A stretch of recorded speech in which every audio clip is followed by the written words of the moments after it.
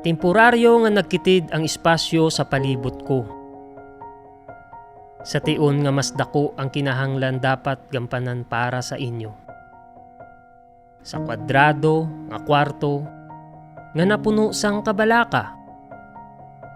Kabalaka para sa akon kaugalingon nga mangin mabaskog bilang haligi sang aton syudad. Kabalaka nga kinahanglan ko magantad. Pero kinahanglan ko ipabatyag nga ululupod kita gihapon. Sa padayon, pagbato, para sa pag-uswag. Kung nagakabalaka kamo sa akon, mas nagakabalaka ako sa inyo. Kung ginapinsar nyo ang ikamayo ko, mas ginapinsar ko ang ikamayo nyo. Wala ko nagakabalaka para sa akon kaugalingon. Mas nagakabalaka ako sa kadaman nga gakinahanglan pasang bulig kusubong. Ang duwa ka simana daw duwa ka tuig para sa akon. Sa tion subong nga taga pitik sang relo, madamo pangahandom ang pwede tumanon.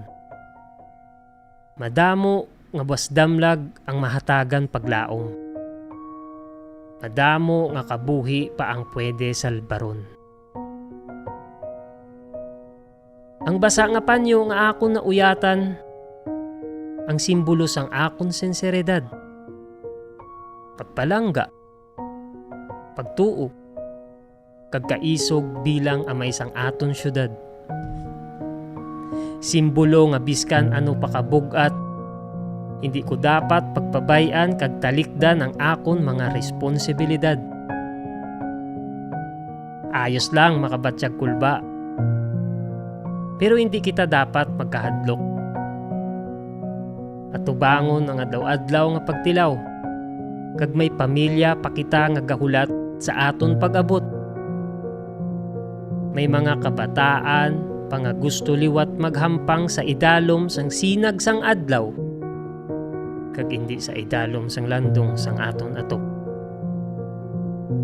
Hindi kahadlok ang buot silingon sang pagpanabon sang nawong, kundi kaisog para atubangon ang bago nga adlaw. Hindi kahigko ang buot silingon sang pagpanghugas sang kamot, kundi katinlo sang tagipusoon nga may pagulikid para sa iban.